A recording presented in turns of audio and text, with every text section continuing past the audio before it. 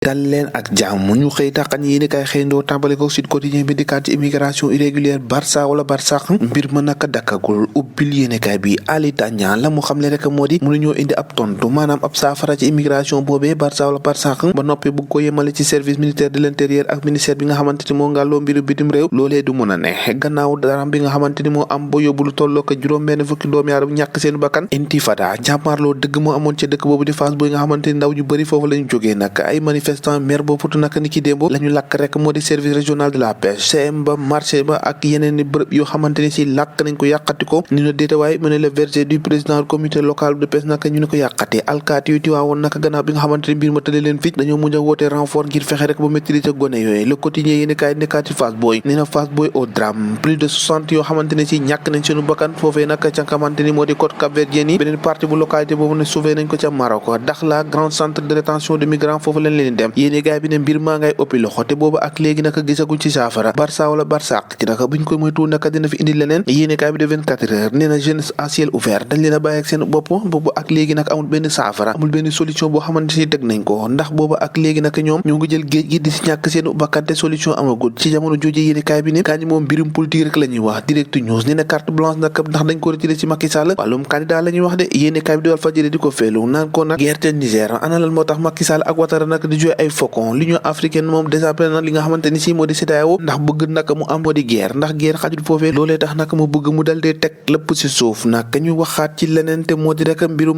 Fallou Ndiaye bi nga xamante ni si dañ koo rendi facette nag foofee ca Sam Notaire ca géej waaye ay éléments yi nga xamante ni si daanaka mooy taqal ay tantam yéenekaay bi xëy na see dikkaat ne nag da doon dunde si ay waajuram moom soxna soosee nag gannaaw bi mu amee ay jafe-jafe ak jëkkëram yéenekaay bi ne géolocalisation bu mettre ak li nga xamante ni si moo di bokkaat téléphone am bi daanaka bokk na ci li tax rek ñu jàpp bokk na li tax rek ñu njort ne laale na ci mbir moomee beneen mbir bu xewee ca géej waaye nee na nag femme boobu nga xamante ni moom la ñu wax Mama Koundoul te ñu jàpp ne nag dañ ko kidnappé yéenekaay bi ne nag gis nañ ko waaye gisuñu benn xale nee na nag ana fan la xale boobee jaar yéenekaay bi xëy na see samp ab laaj nee na nag gannaaw nag bañ ko porté disparaître nag ak état de grossesse Mama Koundoul nag ñu ngi ko gis ni kii démb foofee te gisuñu ko ak doom yéenekaay bi ne victime boobee agresseur yi nee na dañ ko dal di yóbbu dal di koy sànni ci ab foofee nga xamante ni moo di Castor belle-mère bi nag la muy àddu moo di nag ravisseur mi no moom nee na duñ doon wax olof maanaam dafa jàpp ne nag ña ko def nag dëkkuñu Sénégal gannaaw ba ñu ko auditionné moom Mama Koundoul boobee nag si jamono ji ñu ngi ko garde à vue ci loolu l'observateur ca la dikkaat nee na Mama Koundoul ak fausse grossesse bi ak scénario du kidnapping bi nga xamante ni si moom lañ dal dee wax consultation gynécologie ak l'audition foofee ca police nag yéenekaay bi xëy na si dikkaat nee na am na si bëri loo xamante ni si lees waxul la nag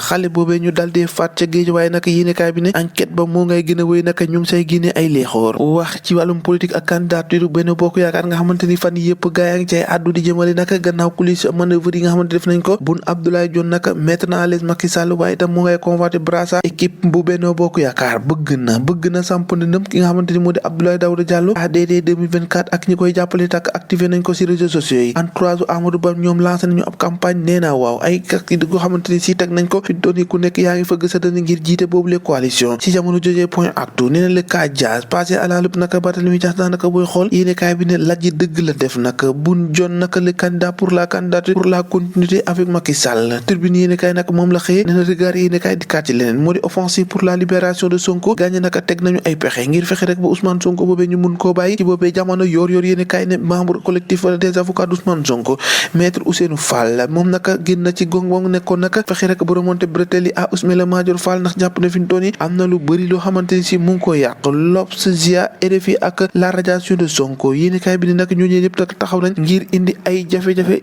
ci li nga xamante ni si moo di tolluwaayu Ousmane Sonko tàggat yaram stade yéenekaay dikkaat ci Elimane Ndiaye ak Ismaïla Sarr yéenekaay bi ne si jamono ji daanaka duggagum nañ ci guuta ndax ñoom jongante bañ doon amal dañ leen a dóor ba ñoom naka Ligue des champions moom duñu ca bokk suñu lamb yéenekaay dikkaat ci Reug Reug ak Bombardier yéenekaay bi de boobule combat kali nañ ko niki ñaar fukki fan ak ñeent ci weeru décembre Reug Reug nag ñoo koy xaarani ci Dakar niki alxames ji face à face foofee ca Gambie lañ ko nar a amalee ci diggante ñaari mbër yooyu lamb sajat na ñoo ko déggandoo jàngeen jëf ba ëllëg